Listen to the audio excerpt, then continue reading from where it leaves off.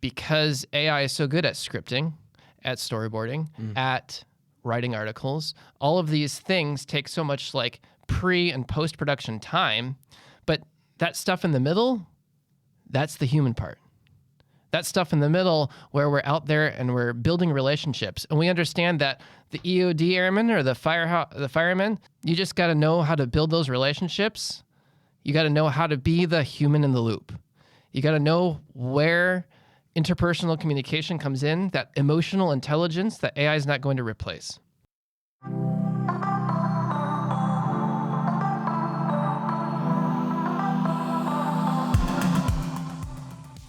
Hello, and thanks for joining us for this episode of the DINFOS Way. This program is dedicated to developing and showcasing the skills of military communicators, public affairs professionals, and industry experts from all over the world. I'm your host, Jack Rous. I'm a former Navy and civilian journalist and a current training specialist here at DINFOS. Joining us today is Master Sgt. Ben Stratton. He's an emerging technology program manager at the Air Force Public Affairs Agency, where he leads AI and automation research, development, testing, and evaluation for the Department of the Air Force's Public Affairs enterprise. He helps communicators turn AI from a vague promise into practical, ethical workflows that protect public trust, strengthen content provenance, and keep human judgment at the center of public affairs in the information environment. He's here today to tell us more, so without further ado, Master Sgt. Stratton, thank you for joining us. Hey, it's good to be here. I'm really glad to get so many awesome people in here over the last couple of days. We're having training days here at DINFOS, which brings in great subject matter experts like yourself. And so I'm really happy to have you here, especially because you are at the center of a very controversial topic. And you have a very unique viewpoint on it, which I think needs to get out to all of the communicators who listen to our show and all of the communicators in our career field. Because to be perfectly frank with you, I've interviewed a lot of industry experts, both civilian and military, on our show, and very few have anything positive to say about AI. Most people are very afraid of it replacing us as content creators above all else. And I know that that's something that you've considered, the Air Force has considered, as you look at our career field and as you look at how it works with AI. So that's what we're going to talk about today. But before we get into it, if you don't mind, tell us a little bit about your life and your career and how you ended up sitting across from me today. Yeah, sure. I joined the Air Force in September, actually on 9/11 of 2007. Thank you for your service. And yeah, I never know what to say. Yeah, I know. Me too. You're right, you know. And so I joined then and I showed up at DINFOS, and I don't know why I have these dates memorized, but October 26, 2007, started at DINFOS, graduated February 14th of 2008.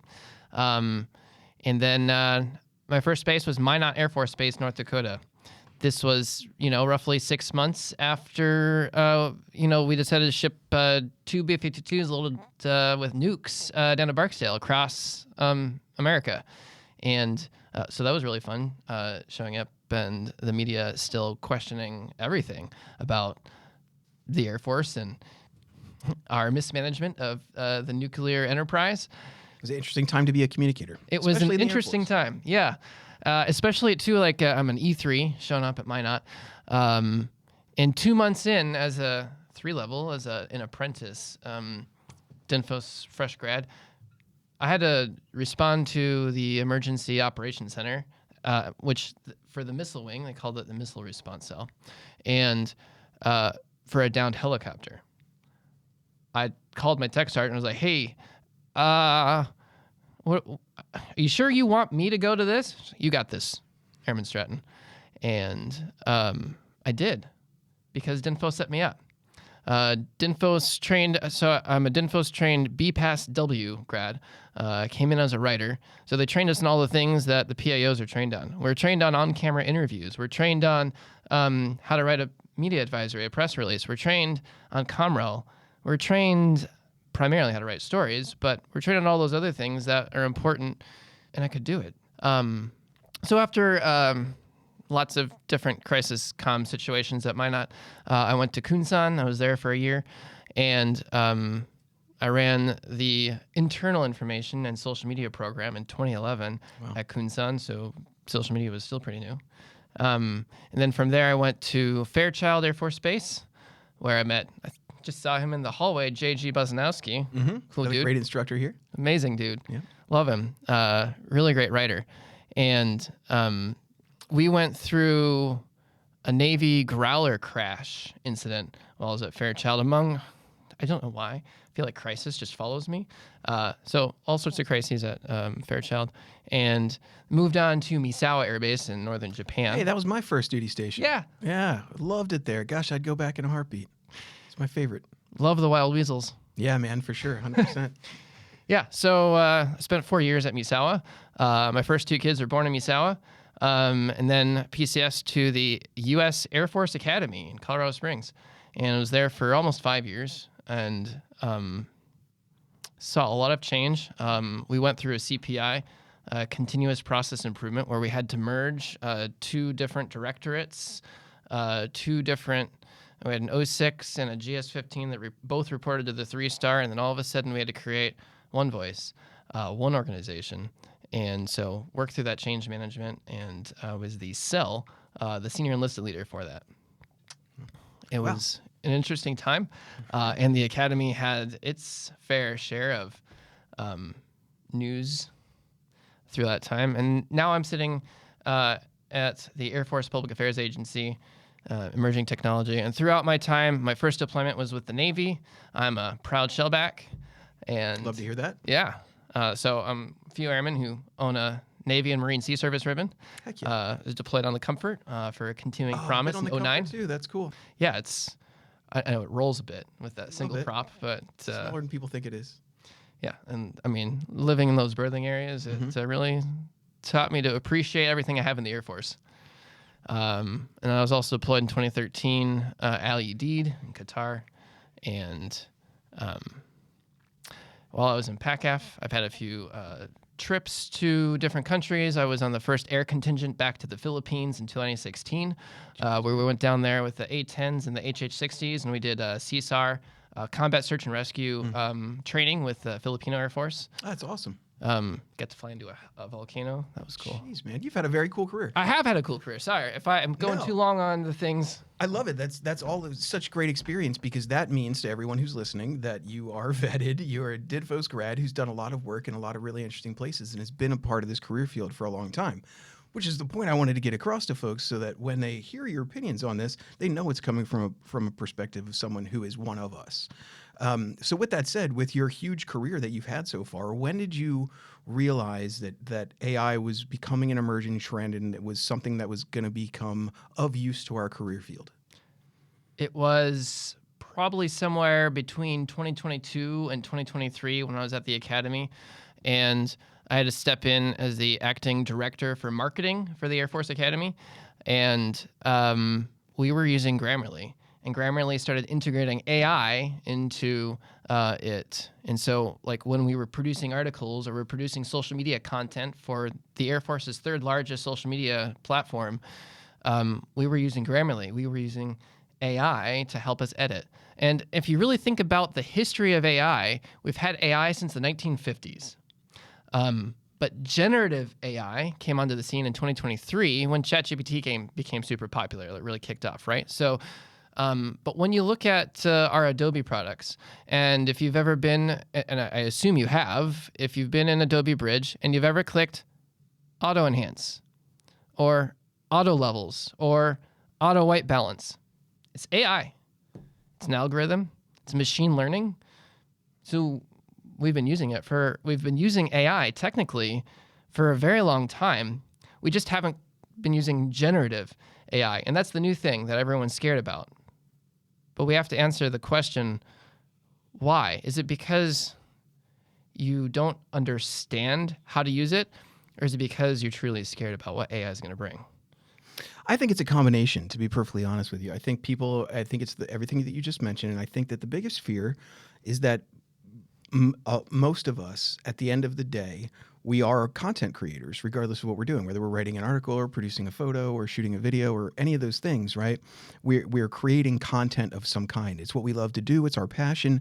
And that's sort of the public image of AI and what's being taken away from us. You know, you see so many photos being created by AI or so many articles being written by AI. And it terrifies content creators who feel like, A, we're going to be out of a job, but also B, the devaluation of our career field is sort of what I think people is afraid is happening. And it sort of was what people were afraid of when YouTube was created. We were professional videographers, and all of a sudden there was an avenue and a channel for anybody to create a video and put it out there for people to see. So I think that it's a valid fear, but I also think it's that those fears are guided by a lot of misconceptions. What are some of the common misconceptions you see about AI and how it's going to affect communicators in the future? So I know I said I am, or I don't know, did I say I'm a BPASW grad? Because, yes, yeah. So I came in as a writer. I came in when we were doing BP&J teams, or PB&J. That's not BP&J. Anyway, so PB&J, right? So you had your photographer, your broadcaster, and your journalist. We would go out as a 3-person team, and we would get the content, and we would get the job done. Now, your PB&J team is 1 person, which is a lot to ask of 1 person. It's a lot. But, I mean, I saw the writing on the wall when I first joined. Like, we only got 2 weeks of photo training as a writer. But I showed up at my first space, and I was expected to take photos at different events that I was there covering, because the photographers are like, you want a photo? Go take your own photo. I was like, cool, well, then train me. Give me better training. So I got trained. So I was a photojournalist before our merger in 2010, 2011, when we became photojournalists just as a career field. Mm-hmm. And then 2015, I was here in January for a digital multimedia course. And I learned how to edit video. Didn't necessarily learn how to shoot video, but thanks to YouTube, I figured it out. And so I've been shooting video before our official merger.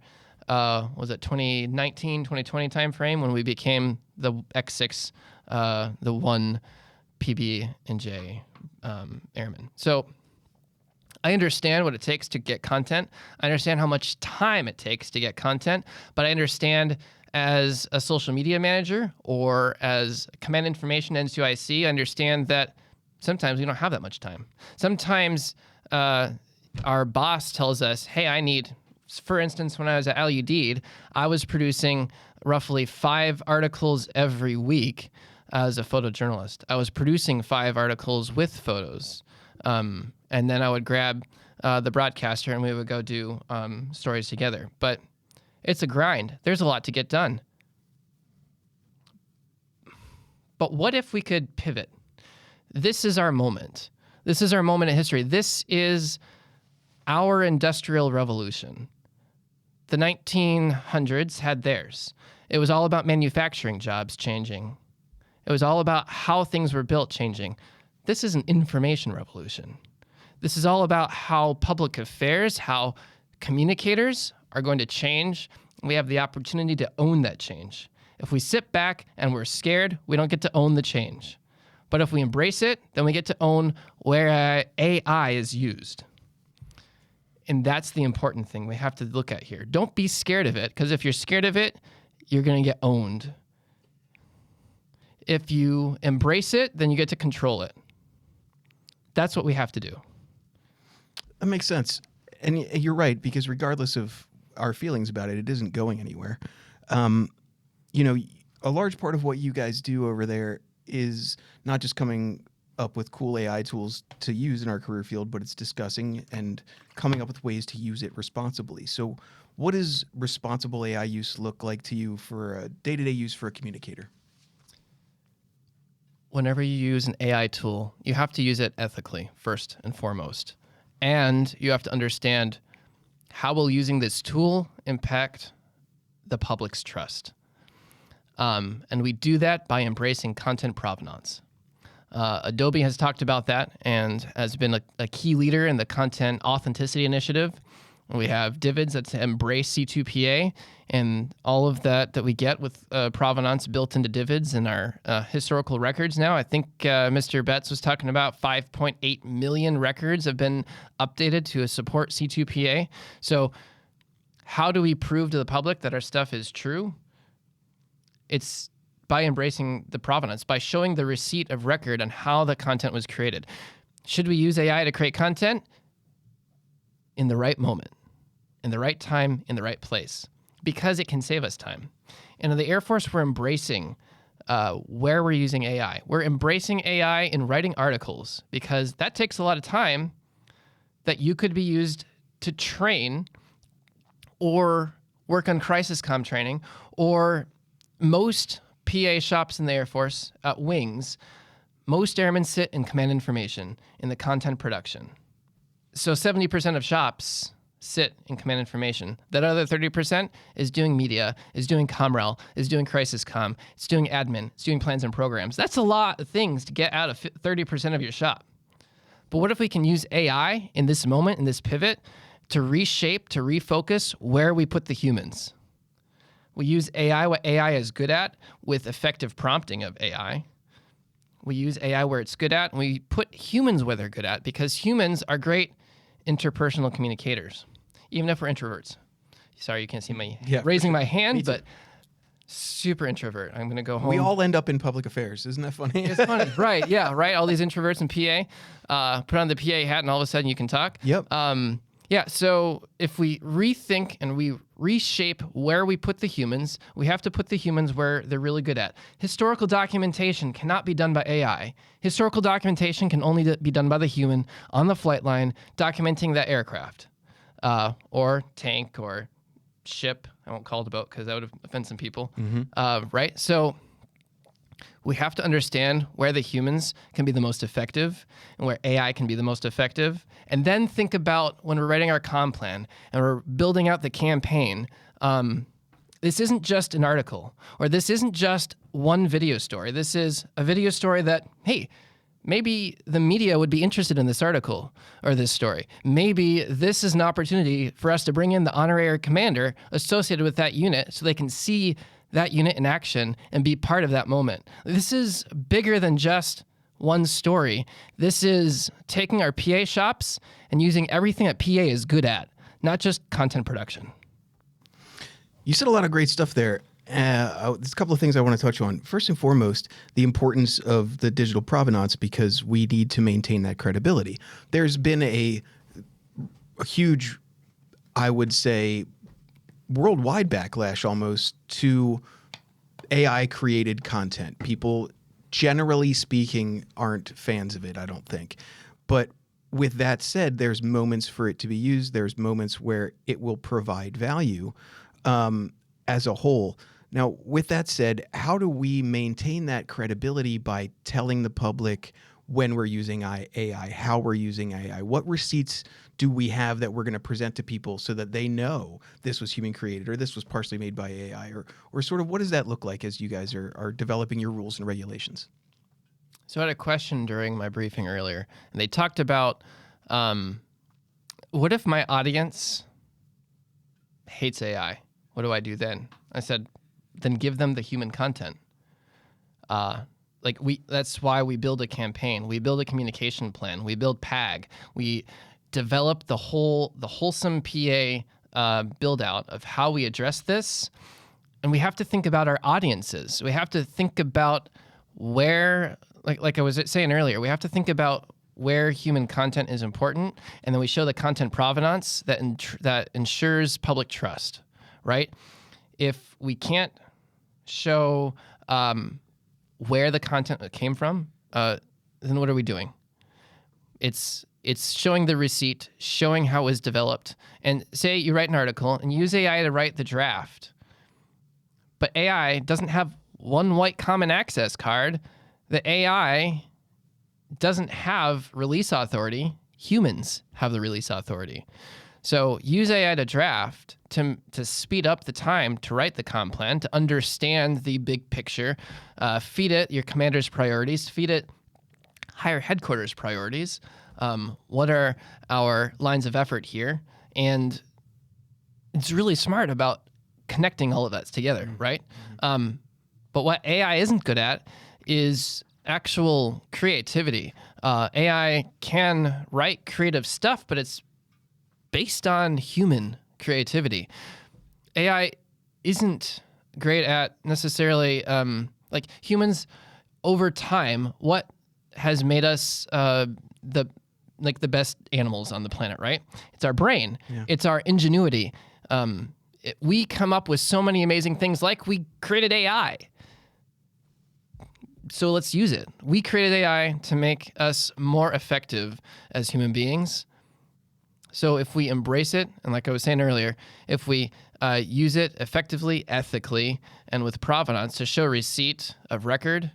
So if you're writing an article, maybe the byline shouldn't be you, maybe the byline should be your shop, but put in the editor's note, yeah, we used AI to help us create this. Because transparency is how we get to public trust. If the public knows something is AI and we admit to it, then they're going to trust us a little bit more because we're just being genuine. And how do people connect? They connect with humans. 100%. And another thing that you mentioned in your briefing and when you talk about this overall is how important that human element and human judgment is behind the AI. Can you give us an example of a decision where maybe AI might help, but where a commander or someone in charge will definitely make the final call?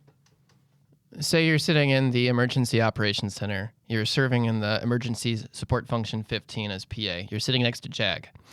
Well, you can use AI to draft the press release. We have 1 hour to get a press release out to the public to inform them of a crisis, right? How often do we take that full hour to just write the press release when we could have the press release written in 5 minutes and then share it with our JAG sitting next to us and actually have the thing out within 30 minutes? Or we give the EOC director time to review and edit so that we are getting the commander's intent out there to support our response efforts. This gives us time back. Everyone then has a junior enlisted in their pocket who's doing the drafting for us, and then we can do the editing and the review and put out the product that we deem releasable. If a brand new public affairs airman asked you today, what is the one AI skill that I should start learning to future-proof me or to prepare me for what the future looks like with hand in hand with communicators and AI, what would you tell them? Open a chat. Yeah, that's simple, huh? Like start talking to it. Now, we have developed an architecture called Quill, and we use Quill to build out in 4 programs. We have Quill Prompts, Quill Apps, Quill Collabs, and Quill Alphas. And this is the Air Force, right? This is in the Air Force, right? So Air Force Public Affairs Agency have developed this Quill architecture built around these 4 architectures. And the basis is Quill Prompts. And what everyone gets with the Quill Prompt is a continuity of understanding that every time I use this Quill Prompt, it comes from a 3-block structure. It has a Quill block, it has the activity block, because everything we do in PA is, according to our Air Force instruction, is an activity, whether it be command information, media operations, community engagement, mission partner support, plans and programs, administrivia, right? So all of those are activities within PA. So then that's your activity block. And the prompt block is what makes that prompt special. So now we can go back to having a PB&J team in prompts. So we can have these highly specialized prompts that are really good at this single thing. But with the Quill block, every single Quill prompt then comes with the understanding of, I'm a coach. This airman needs me to coach them. This sailor needs me to coach them on how to use AI better. This service member needs me to coach them on this subject matter, on tone analysis of the media's response to my base or my camp or post, right? So we can, if you use a Quill prompt, you will always get that coach. You will also get a confidence rating. So anytime it's talking to you, it will not give you its output until it feels 95% confident in its output. So it will ask you follow-up questions to make sure it has the context so it doesn't hallucinate. By nature, AI will hallucinate because it doesn't have the context. Like you wouldn't go into the barber shop and say, hey, barber, I need a haircut. That doesn't tell the barber anything. You tell the barber, for me, I say, well, I would like a medium-high fade with a 1 on the side and just a trim on the top and make sure you get those eyebrows because they get super bushy. So that is a prompt. We have been prompting our whole lives already. We're just prompting humans, right? So then take that and prompt AI. Make sure the AI has all the context it needs so it doesn't hallucinate, so it gives you what you're looking for. I think it's vitally important if we're going to use this correctly, at least it's been my experience, and I think everyone else's, that you have to learn to prompt appropriately, or else you're not going to get anything that you want out of the machine, right? Because I think for me, just at my personal opinion, the thing that's so frustrating is our continued insistence on calling it AI when it's a language learning model. And I understand that AI is just easier to say, but there is no actual artificial intelligence, and I wish people would stop using the term. But, marketing, right? You've talked a lot about how AI makes us faster and more adaptable. Are there still situations where slowing down is the right decision and where we need 100% of the time that human element from start to finish? Forensics, Safety Investigation Board. Any time that lawyers might be involved, right? So when we're doing alert photography or alert videography, if the judge can't trust that the imagery they're looking at is real, then what are we worth? That is the number one thing AI cannot ever touch. And you shouldn't even be hitting the auto enhance button on that imagery. You got to do really great work in camera with your settings when you're getting the raw image. You shouldn't even be editing that raw image, because that then creates an opportunity for them to question the integrity of your imagery. So should AI ever touch forensic imagery? Absolutely not. That's the one thing it should never, ever touch, because then that questions our integrity as a career field. That then questions, why are we even using you to capture this historical documentation we're going to use to figure out why that growler crashed in the farmer's field west of Fairchild? Why are we using you to capture imagery of this domestic abuse case? Why are we think about all of that forensic imagery that we capture as a career field and how critical that is to any courtroom. If AI touched it, then is it real? It has to be real. It has to be true. It has to have the integrity. And encourage, do what's right. That was a basic training motto for me. Anyway, so forensics, AI can't touch it. That's the bottom line.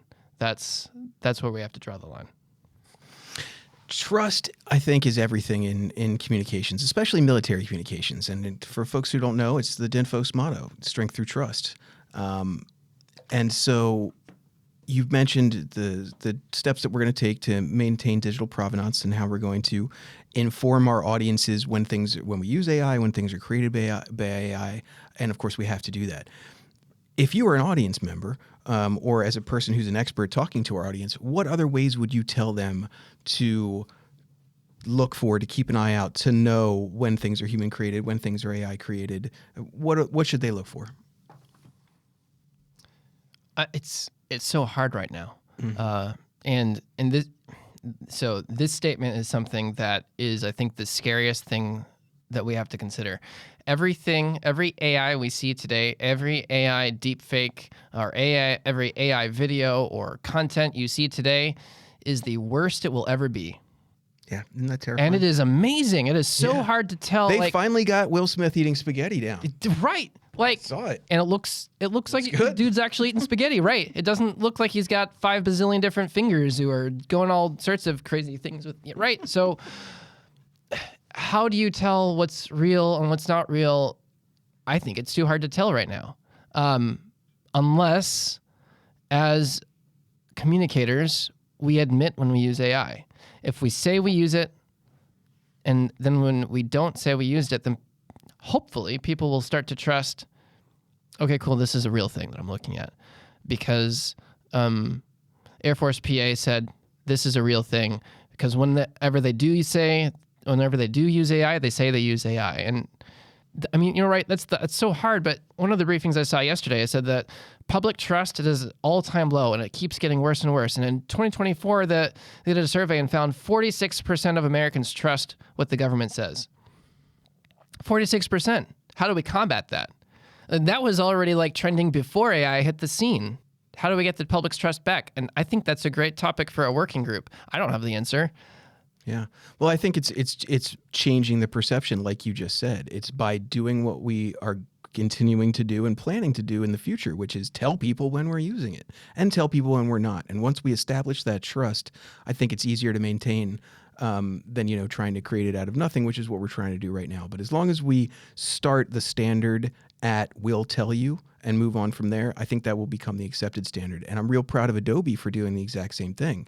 They're a huge part of the digital provenance area where they're watermarking things digitally to let people know what's AI and what's not. So you can look in the metadata or whatever it is that you need to check to make sure of what's real and what's not, which is phenomenal, which is exactly what it should be, I think, as far as maintaining trust, because we have to, as you said, that credibility has to be there. Besides the writing of press releases, which I think is a really good example, and other things that we've talked about now, as you look a little bit in the future, where do you think AI is going to make a real difference? Not really just in theory, but in practice. It's the knowledge work, Yeah. right? It's the so we have over 65 prompts that we have developed at the Air Force Public Affairs Agency in Quill prompts, right? And 21 of those are command information. We've developed story coach prompts for print, photo, and video based on the Morel Media Awards, based on all of the amazing data that the DINFOS Pavilion platform shares. Yeah. So we're building prompts that are based on human judgment, that are based on what humans look for. And like AI will confidently tell you this is a really great article, and then it's terrible. But if you prompt it well, if you prompt it effectively with this training, this understanding of what good looks like, then it actually gives a pretty decent first draft. It looks like something that probably even better than the articles I was writing as a writer here at DINFOS. And so we have to understand how to prompt better. Now, we have to use AI ethically. We've talked about that. And where we're going to save time is reshaping how we use humans and how we use AI. And the CSAF AI Pathfinder team actually reached out to Chief Kilmer. She's our crew field manager, and asked her, hey, we want to do a AI Pathfinder study on your career field. And at first they wanted to do enlisted and officer, and she said, let's just start with enlisted. So she came to me, and we dug through all 198 enlisted tasks. These are our on-the-job tasks that we have to learn after we leave DINFOS. As a fact, there's actually 428 total tasks between enlisted and officer. These are all OJT we have to learn after we get to the wing or first base. And so we actually assessed all of those tasks against, is this human only? Is this AI augmented? Or is this AI replaced? And turns out 69% of those tasks, of the 198 tasks, can be AI augmented or AI replaced. And most of them are command information. Because AI is so good at scripting, at storyboarding, at writing articles, all of these things take so much like pre and post-production time, but that stuff in the middle, that's the human part. That stuff in the middle where we're out there and we're building relationships, and we understand that the EOD airmen or the firemen, you just got to know how to build those relationships. You got to know how to be the human in the loop. You got to know where interpersonal communication comes in, that emotional intelligence that AI is not going to replace. All that stuff in the middle. The AI can help you with the pre-production and prepping for that human in the middle stuff and the post-production and save you time. So where do I see our career field in 5 years? And that wasn't necessarily the question, but I'm kind of pivoting to it. It's the embracing of pivoting where we put the humans versus where we use the AI. It's understanding that, yeah, there's all sorts of tasks and every airman does that can be AI augmented or replaced because AI is so good at the information building, that information environment that we live in. And so we have to be really smart about where we're putting the humans so we don't lose the humans. If we reshape, we refocus how we're effectively using our PA communicators, and we'll be prepared. We're not trying to get rid of our airmen. We're not trying to get, or sailors. So I keep saying airmen because that's me. Okay. That's where I'm at. I know you mean service members. Yeah, service members, right. We're not trying to get rid of them. We're not trying to replace them. But we want to have time for training. We want to have time for the things that the AI can't do. The AI can't go down and hang out in a newsroom and build those relationships with the media. AI can't go hang out at the mayor's office and build relationships with the mayor's office and the mayor's team and the mayor him or herself, right? It's those relationships that the humans have to be better at, and we're not. We're lacking because we spent so much time and effort focusing on this content production because the wing commander said, I want 5 stories a week. We were like, yeah, sure, we'll do that, sir. And so now we're locked into that. But because of that, we had to shift manning away from the Comrel, from the media, from building those relationships, even mission partner support. You think about that and how we need to be better at working with governmental organizations. So like if you're overseas, you should be building relationships with the embassy. That's critical during a crisis because you should be contacting the embassy. And we did that when our F-16 jettisons a fuel tank in Lake Ogawara in 2018. And we had to work with 5th Air Force. We had to work with the embassy, the Department of State, right? So that because it was such a critical moment in time, and thankfully we had people on staff who know what to do. But how often do we see shops today where there isn't a Master Sergeant available as the superintendent? It's an E6 who's filling that position because we don't have people. So now you have E6s who are trying to run shops and lieutenants who are trying to run shops. So how can we help them? We can help them by showing them and teaching them how to use AI and how we're not replacing them with AI. We're using AI to help us train. We're using AI to save us time on the things that AI can do the best and shifting the people and the manpower to the things that humans can do the best.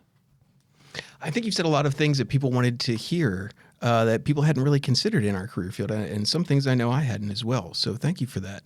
The one question that I want to ask you is, in this world of AI where hopefully we find a way to cohesively walk hand in hand and use it to help in our tasks, in our daily lives, what is going to make a public affairs professional stand out still in this AI-enabled workplace that we have? Be the most effective communicator in the room. We see this in the industry. The industry is looking for people who are really super smart at one thing. They want people who are, for instance, they want really super smart strategic communicators who are also AI fluent, right? So the industry is looking for really amazing photographers, really amazing broadcasters, really amazing public relations specialists who are AI fluent. That is how you set yourself apart from the folks who are scared of AI. If you are the ones who are embracing AI, if you're the ones who are like me, I keep raising my hand. I know that this is audio and no one can see my hands raising. So I said it. I've been raising my hand a lot. I talk with my hands. Anyway, so I watch a lot of YouTube. I watch a lot of YouTube to understand how to do AI because there's all sorts of creators out there who are sharing great stuff. Well, then I'm watching it and then I'm trying to figure out how do I apply this to the DAF-PA enterprise. And that's what we do at the Air Force Public Affairs Agency is we own programs that support the enterprise, that support our airmen in the field who are getting the mission done at wings. I come from 5 wings. That's my background.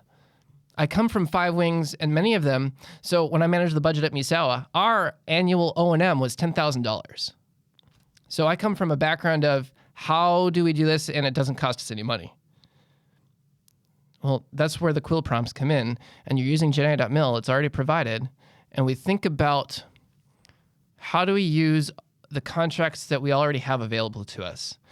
And when people say, I need this really cool, super new software as a service, I need this cool new contract that'll do this thing for me.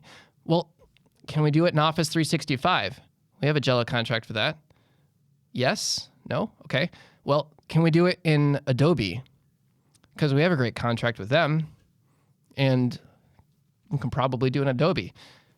In the Air Force, we have the Public Affairs Productivity Portal, which is how we manage projects, which is how we manage equipment. Can we do it in there? Can we do that, the thing that you want to do in there? No, okay, well then let's build it in-house. Let's build it with Quill. Quill prompts, Quill apps. We are building a native Swift Mac app that will intuitively understand when you're talking with it, I need to pull this prompt for this situation. I need to pull this prompt for this situation. We're also building a field kit that will be the step one. The field kit will come before the Mac app. Mm-hmm. The field kit they'll teach you how to use ChatGPT Codex, which is a Mac app, or a Windows app, and then also use Ollama, which installs models locally on your device, and it will convert that ChatGPT app to use those local models. So Gemma 412b from Google is a very effective quantized model that you get a lot of big frontier model kind of output out of this little tiny model that runs on an M1 MacBook Air with 16 gigs of RAM, right? So how do we keep PA data on a PA device? We don't need to touch a frontier model. We can do it for free, right? How do we save the taxpayer dollar? It's finding ways to do it in-house. So what I hear you saying is to be future-proofed as a communicator and to continue to stand out, it's really the same as it always has been. Be good at your job. Be good at your job, right? Yeah, well, that's good to hear.